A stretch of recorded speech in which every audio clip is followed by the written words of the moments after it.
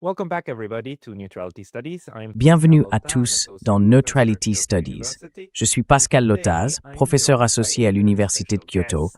et Her aujourd'hui, name is je reçois une invitée Najami, très and she's spéciale. a Elle s'appelle PhD Najami candidate et elle at prépare un the doctorat à l'Université Sankara. Ses recherches portent sur les entreprises familiales. Elle dirige également une station-service dans le sud de la Thaïlande et a récemment été victime d'une attaque armée contre la station-service de sa famille. C'est l'instabilité dans le sud de la Thaïlande que nous souhaitons aborder aujourd'hui. Alors, bienvenue, Najami. Najami, welcome. Bonjour, merci de m'avoir invité. Je suis vraiment heureux d'être ici. Well, thank you very much for saying yes. I mean, maybe for everybody Eh bien, listening, merci we're beaucoup d'avoir connected accepté. through Je veux mutual dire, friends, pour tous ceux qui nous and, écoutent, nous sommes liés par des amis communs et nous avons tous été choqués d'apprendre que l'entreprise familiale de votre famille avait été attaquée. Laissez-moi simplement montrer ceci un instant. Cela a fait la une des journaux, au moins en Thaïlande, mais aussi en Chine et ailleurs. Vous savez, cette explosion criminelle qui s'est produite dans votre province, Narathiwat. Narathiwat. Sorry, Narathiwat in southern Thailand. And this is actually Désolé, Narathiwat se trouve dans le sud de la Thaïlande. Et voici en fait une photo de la station-service de votre famille qui a été détruite par des forces malveillantes. Elle a été complètement anéantie. Voici une autre image de ce qui s'est passé. C'est malheureusement un épisode d'un schéma très triste qui remonte à longtemps. Les 3 provinces du Sud ont depuis longtemps été confrontées à ce type de violence. Pour que tout le monde visualise bien, la Thaïlande est un pays très allongé et dans le sud, à la frontière avec la Malaisie, se trouvent 3 provinces, dont Narathiwat, où cela s'est produit et où se trouve la station-service.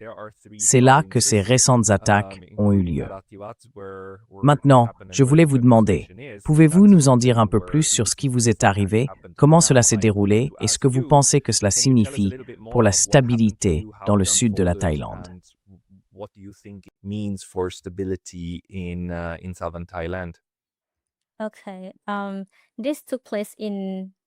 D'accord, cela s'est passé dans un district de Narathiwat, où ma famille gère une station-service sous la marque PTT. À côté, nous avons aussi un 7-Eleven et un café Amazon. Tard dans la nuit, vers minuit, je me reposais dans une pièce derrière le bureau lorsque j'ai soudain entendu une forte explosion. Au début, j'étais choqué et confus. Il m'a fallu un moment pour comprendre que c'était grave. Ma première priorité a été la sécurité. Je suis restée à l'intérieur et j'ai contacté la police et ma famille, essayant de comprendre ce qui se passait dehors. Quelques minutes plus tard, un de mes employés m'a appelé pour m'avertir que le feu se propageait vers la zone du bureau où je me trouvais. Quand je suis sortie, j'ai vu le personnel se mettre à l'abri.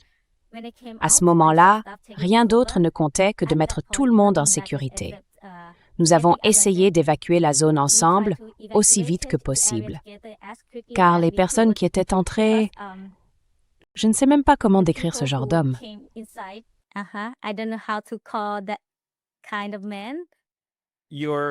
Tu veux dire les agresseurs, les assaillants. Donc il y avait des gens qui prenaient d'assaut la station-service, entrant dans le magasin.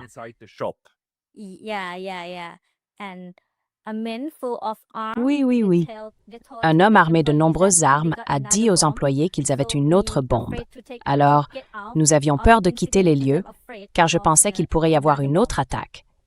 Ils sont entrés et ont dit à tout le monde, « Nous avons des bombes. » Donc, oui, et heureusement, nous étions tous en sécurité. Après l'incident, les dégâts étaient considérables. Mon café et le 7-Eleven ont complètement brûlé. Nous ne pouvions plus du tout fonctionner. La station-service est restée fermée pendant environ 3 mois. Durant cette période, nous n'avions aucun revenu, mais les obligations financières, elles, ne se sont pas arrêtées.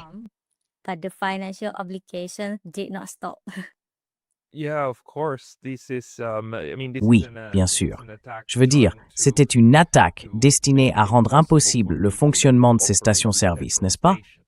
Pour vous, c'était une station-service que vous possédiez et exploitiez là-bas. Mais pendant cette attaque, plusieurs stations-service ont été prises pour cible, n'est-ce pas? Pouvez-vous nous en dire un peu plus à ce sujet? Combien au total et pourquoi? Pourquoi des gens feraient-ils exploser des stations-service? Why? Why would people blow up petrol stations? Oui, environ 11 stations-service ont été bombardées à Patani, Yala et Narathiwat.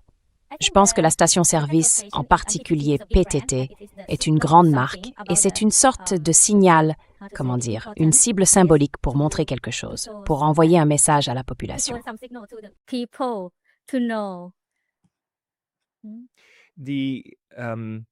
C'était uniquement des stations-service de la marque PTT, n'est-ce pas? Donc, pour vous en tant qu'exploitant, je suppose que ça fonctionne comme une franchise. Vous obtenez une licence de leur part, puis PTT fournit toute l'infrastructure, le carburant, etc., et vous gérez les opérations sur le terrain. C'est bien ça. Ouais. Alors, qu'est-ce que PTT et à qui appartient cette entreprise?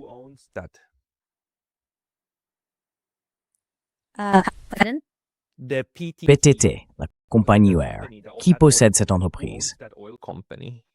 Je pense que c'est l'État thaïlandais. Oui, un fournisseur de pétrole appartenant au gouvernement thaïlandais. Est-ce que ça est déjà arrivé à ta famille auparavant? Non. Mais cela s'était déjà produit que des stations-service soient attaquées, non? Oui. 2 fois. Qui a fait ça? Je veux dire, qui penses-tu en était responsable?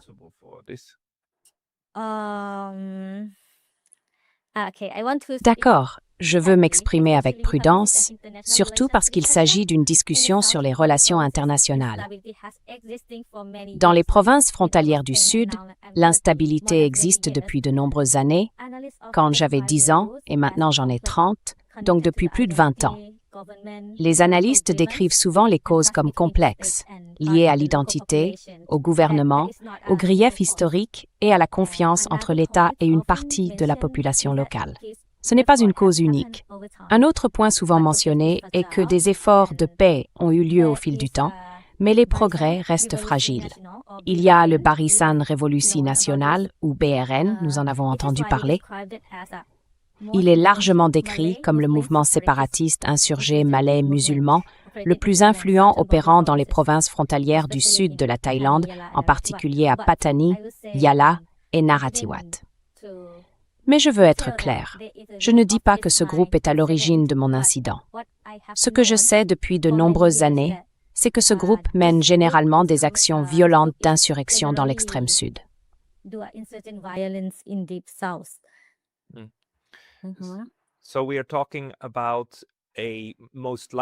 Donc, nous parlons de cette force insurgée dans le sud de la Thaïlande, qui par le passé voulait se séparer des 3 provinces méridionales à majorité musulmane. Peut-être qu'une fois encore, revenons à la carte, d'accord? Nous avons Narathiwat, Yala et Patani est la 3e, n'est-ce pas? Oui, cela correspond bien aux 3 provinces du sud. Plus on remonte vers le nord, plus la population devient majoritairement non musulmane. Mais dans le sud, elle est majoritairement musulmane. Il y a déjà eu des mouvements séparatistes auparavant, mais tout s'était calmé au début des années 2010, si je me souviens bien.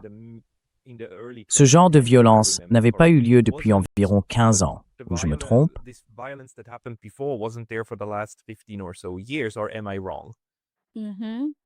Ouais. Pourquoi ça se produit-il de nouveau maintenant? Pourquoi pensez-vous que cette attaque spécifique contre la compagnie pétrolière nationale a été menée? Ouais, je ne sais vraiment pas quoi en penser. J'ai aussi été choquée et je ne pensais pas que ça nous arriverait parce que on s'est senti en sécurité pendant longtemps. Ouais. Alors, est-ce que cela a changé votre perception de la stabilité politique dans les provinces du Sud? political stability in the southern provinces? D'après mon expérience personnelle, la partie la plus tangible de l'histoire est son impact à long terme sur la vie quotidienne. Les entreprises dépensent davantage pour la sécurité, les propriétaires hésitent à se développer, les employés s'inquiètent pour leur sécurité et les familles vivent dans l'incertitude. Je ne le nie pas. Penses-tu que l'attaque, enfin, évidemment, c'est une attaque terroriste, et le terrorisme est un phénomène politique, non? Ils veulent atteindre quelque chose. Ces gens veulent quelque chose. Ouais. Peux-tu deviner ce qu'ils veulent? Je veux dire, penses-tu qu'il s'agit de la relance du mouvement séparatiste? Je n'en suis pas sûre. Si je réponds très directement, je pense que la responsabilité ne peut pas être séparée du système politique qui permet à la violence de perdurer.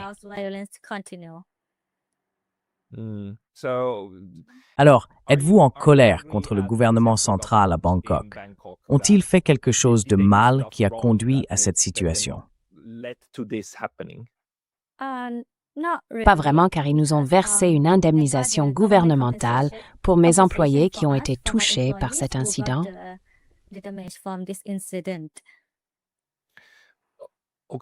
D'accord, donc l'assurance venait en fait du gouvernement national pour cela. Ou bien c'était un cas particulier? Oui, c'était un cas particulier. Nous avons reçu une indemnisation de l'État. Penses-tu que les personnes qui ont fait ça veulent peut-être que tu cesses de travailler avec la PT? Essaient-elles d'envoyer un message du genre « Hey, si tu travailles avec cette entreprise d'État, tu risques de faire bombarder. » Veulent-elles que tu changes de fournisseur?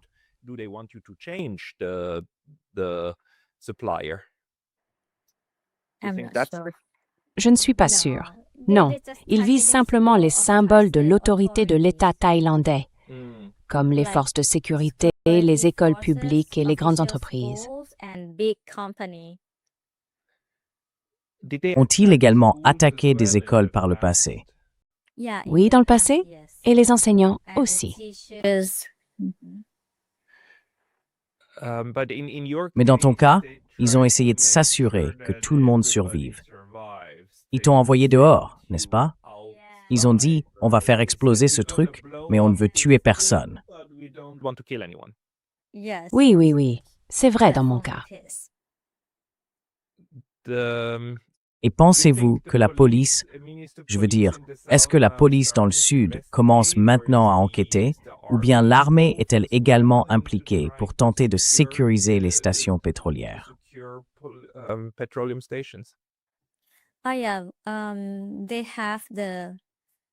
Oh oui. La police s'est occupée de nous après l'incident. Ils passent régulièrement pour vérifier que nous sommes en sécurité. Mais en ce qui concerne ma famille et mon entreprise, nous avons dû renforcer la sécurité.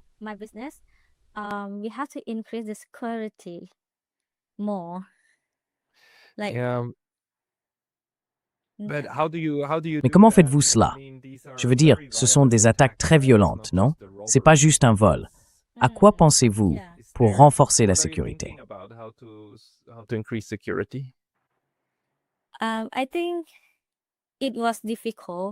Je pense que c'est difficile, vraiment difficile, d'augmenter la sécurité à la station-service parce que les gens peuvent venir à n'importe quel moment. Le 7-Eleven est ouvert 24 heures sur 24. Mais ce que nous pouvons faire, c'est nous avons prévu et formé les employés sur la conduite à tenir s'ils voient quelque chose d'étrange ou quelqu'un qui ne semble pas normal. Chose. Nous avons un système d'alarme pour contacter la police afin qu'elle puisse venir rapidement. Oui, c'est ce que nous pouvons faire.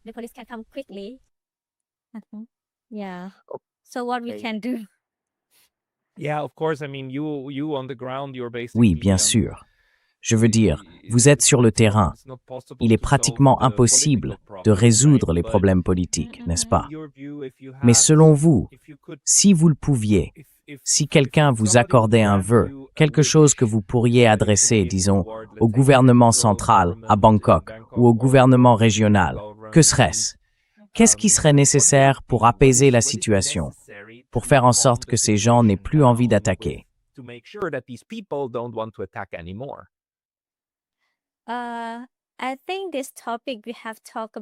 Je pense que ce sujet a été abordé depuis de nombreuses années. De mon point de vue, je me concentre sur la gestion de mes entreprises et la partie politique. Je laisse d'autres s'en occuper car je n'ai aucune idée de la façon d'y mettre fin. Ce que je dois faire, c'est protéger ma vie, mon entreprise et ma famille. Simplement diriger une entreprise dans l'instabilité.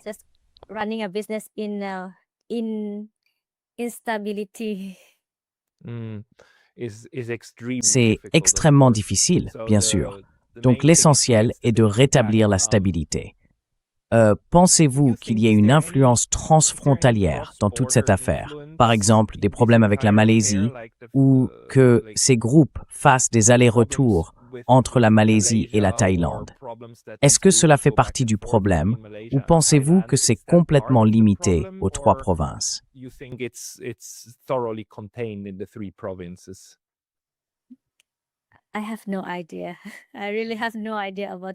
J'en ai aucune idée. Vraiment, j'en ai aucune idée à ce sujet. Oui, parce que en ce moment, je me concentre sur la façon de reconstruire l'entreprise, de rembourser la dette, de garder les employés, oui, de prendre soin d'eux et de m'assurer qu'après tout ça, ils seront en sécurité. C'est à ça qu'on pense. Oui. Non, absolument. En plus de travailler sur un doctorat, cela fait beaucoup de travail à gérer. Est-ce que cette expérience a d'une manière ou d'une autre influencé vos recherches pour votre doctorat ou est-ce complètement distinct?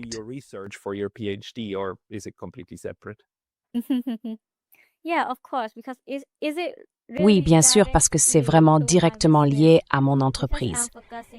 Je me concentre sur l'entreprise familiale et mes recherches portaient sur la théorie de la gouvernance et la résilience des entreprises familiales. Et cette situation fait partie d'un plan où les membres de ma famille interviennent en cas de crise. Oui.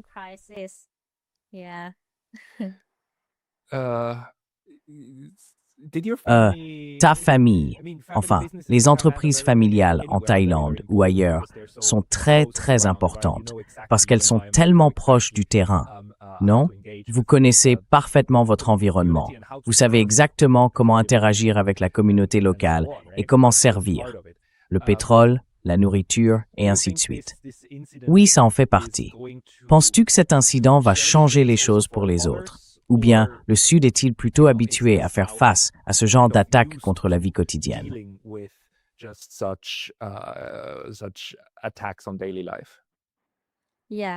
Oui, je pense que personne né et élevé dans le sud de la Thaïlande est habitué. En un sens, il s'agit de renforcer la résilience pour fonctionner dans un environnement instable. Ouais. D'accord. Donc pour vous personnellement, où en êtes-vous dans la reconstruction de la station-service? Je veux dire, elle ressemblait à ça. Est-ce qu'elle est de nouveau en service? Ouais, et maintenant, il faut tout rénover. Combien de temps avant que vous puissiez recommencer à fonctionner? 3 mois. Oui, ça affecte vraiment tout. Mais pour faire court, tu es maintenant en train de te remettre de tout ça et tu vas reprendre ta vie comme avant.